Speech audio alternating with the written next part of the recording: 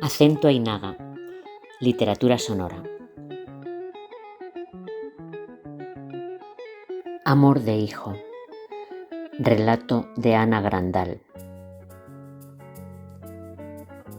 Una mano sarmentosa, cubierta de sabañones, se posó en mi antebrazo.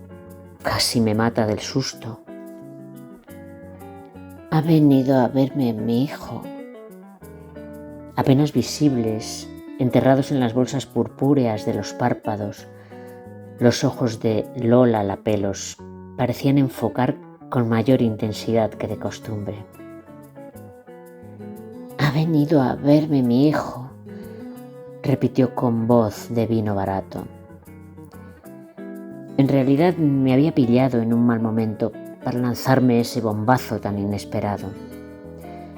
Plantada en el portal, acababa de llegar cargadísima del súper de la esquina y luchaba por rescatar las llaves de las profundidades del bolso.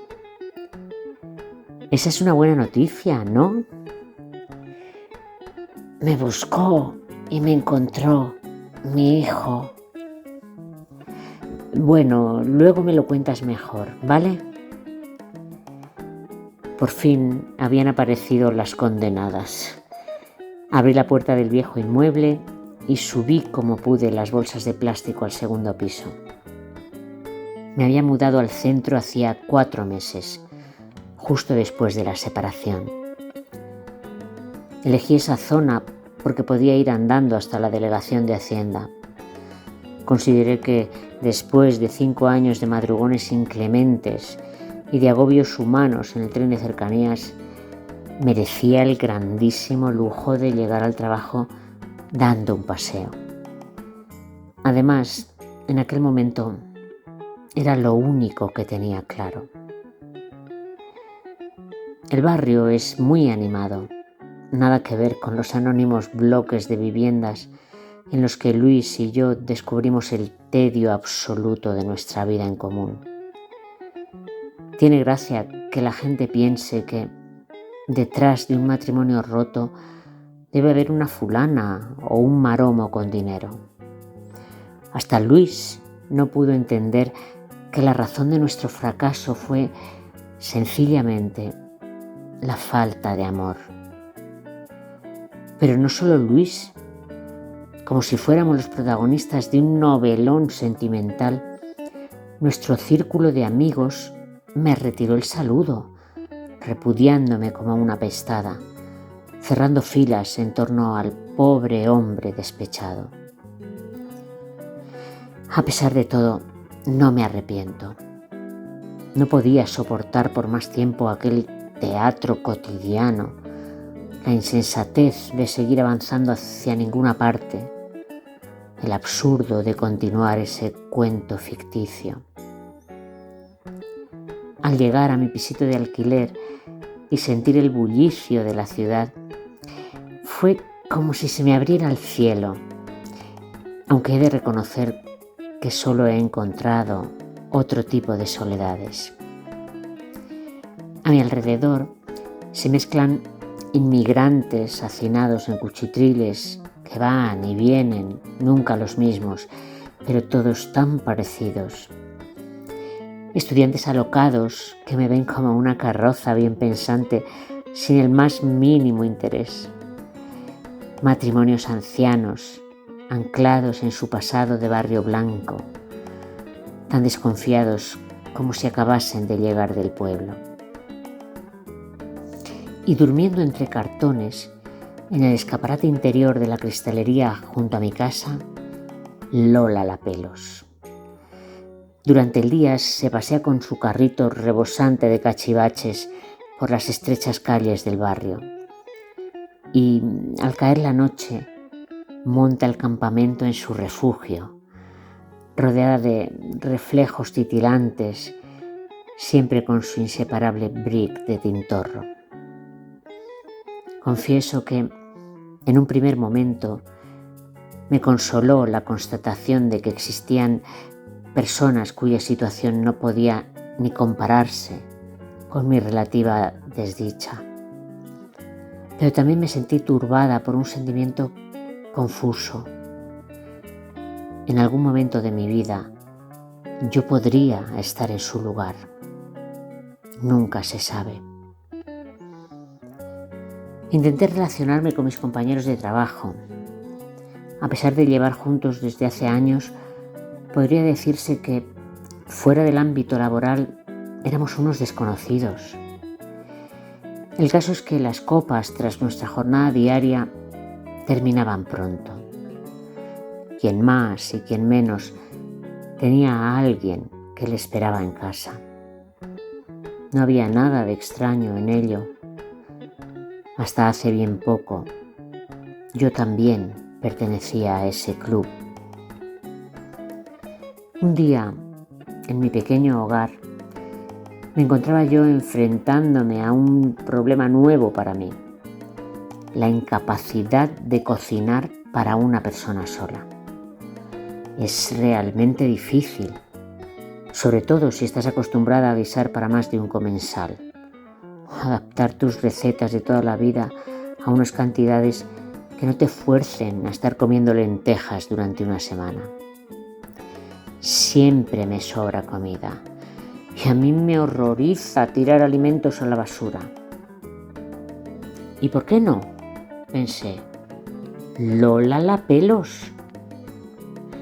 Entonces descubrí una calidez inesperada en mi entorno aparentemente hostil. Lola la pelos recibía con inmenso agrado las tarteras con viandas calentitas que yo le bajaba de cuando en cuando, y hasta nos dábamos unas charletas un tanto delirantes que nos reconfortaban a ambas. ¿Sabes? Yo tengo mucho dinero y una casa con garaje. La locura es un plano inalcanzable para los que nos consideramos cuerdos. Tocamos la realidad. Las formas visibles son evidentes a nuestros ojos. El sabor de lo que nos rodea es neto y definido. Por eso nos es incomprensible que la mente sea incapaz de aprehender los datos fiables y ciertos que nos suministran los sentidos y se empeñe en construir sus universos paralelos, se empecine en mentirnos. Aquella mujer me contaba historias de una familia imaginaria, de una vida absolutamente normal y corriente, incluso pudiente, y al mismo tiempo se mostraba dócil con la existencia que llevaba, sin atisbo de añoranza por un carrusel que solo bailaba en su imaginación. Mi hijo, que es muy guapo y listísimo, oye, tiene 9 años. Aun ignorando la edad exacta de Lola la pelos, parecía imposible que aquel niño tuviera la edad que ella le adjudicaba. Pensé que la esquizofrenia le habría sobrevenido cuando el hipotético hijo todavía era un chaval. Aunque quizá podría haber algo de verdad en sus desvaríos. No es la primera vez que aparecen noticias en la prensa de algún pobre desdichado que muere olvidado en una casucha atestada de desperdicios y después se descubre que solía ser un magnate de la bolsa forrado de dinero que fue arrebatado de su cómodo abrigo por el vendaval irracional de la insania. En esos momentos me volví a recorrer el escalofrío del destino incierto de los seres humanos. Un día te sientes seguro, arropado por el cariño de tus allegados y con tus necesidades cubiertas, y al día siguiente te arrojan de cabeza al pozo del infierno. Con todo, eran mejores estas conversaciones que los murmullos inarticulados del alcohol. Entonces, en su rostro congestionado y abullonado, asomaba todo el patetismo del abandono.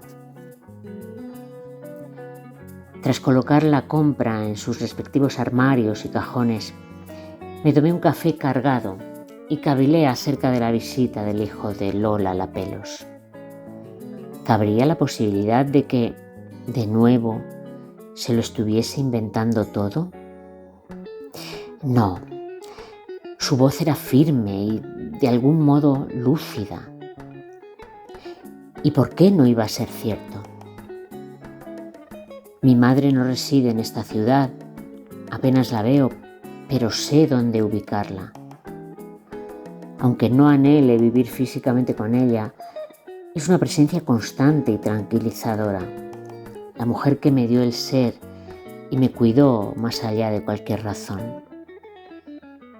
Puedo entender el desasosiego de un hijo que sabe que su madre está en alguna parte, que se mueve y habla y consuela, y su afán por encontrar una placidez extraviada. Deseé de veras que aquel hijo pudiese hacerse cargo de su recién recuperado pasado y, a Lola la pelos, que disfrutase con toda el alma de sus memorias perdidas. Sentí una picazón de nostalgia anticipada.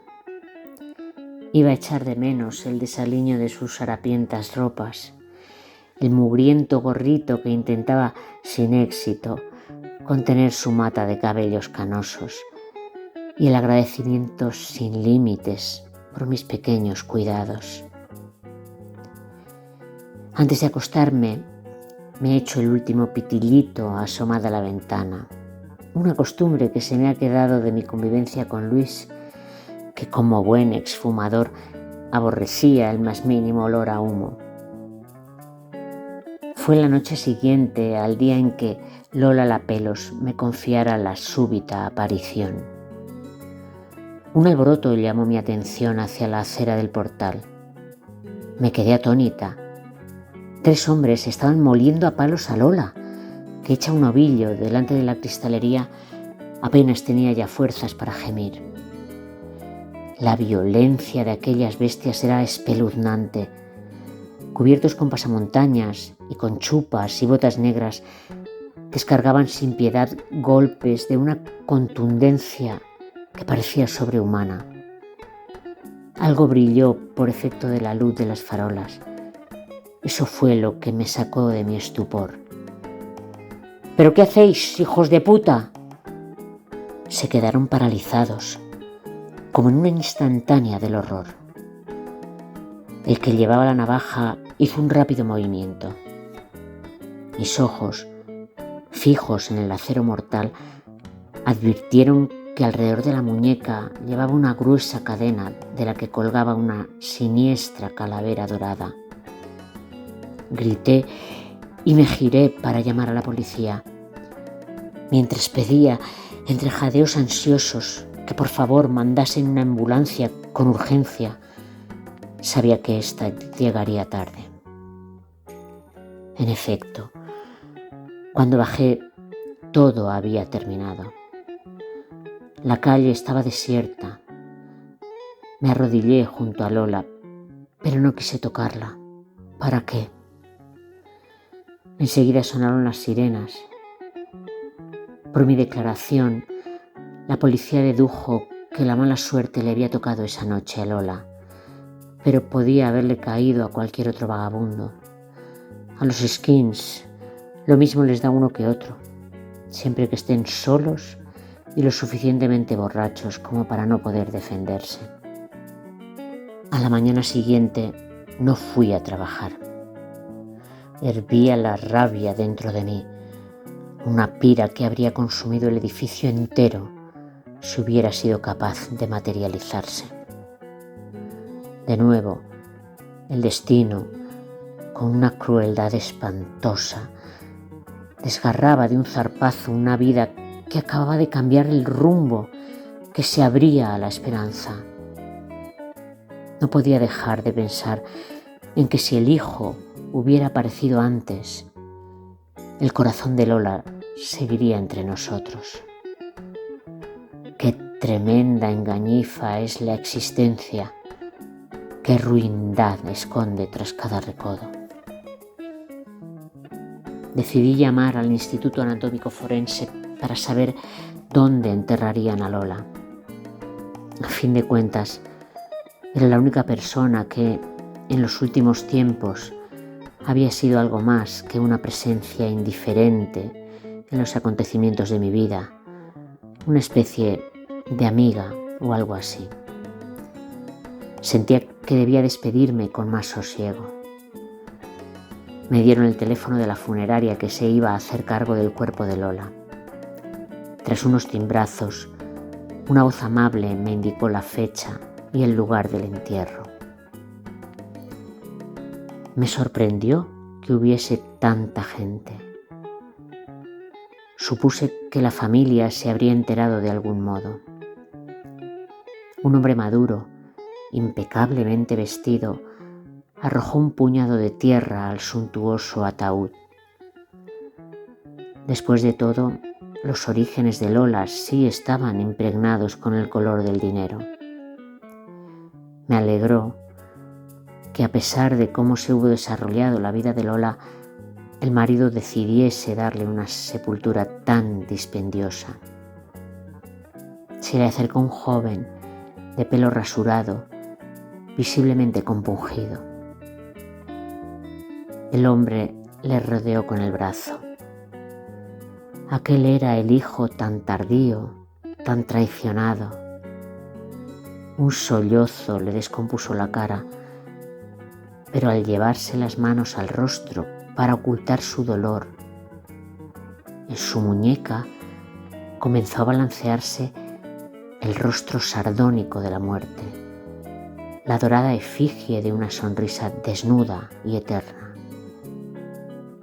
A su lado, los dos amigos, tan rapados como él, amagaban unos gestos de consuelo hipócrita. Su compinche no tardaría mucho en heredar.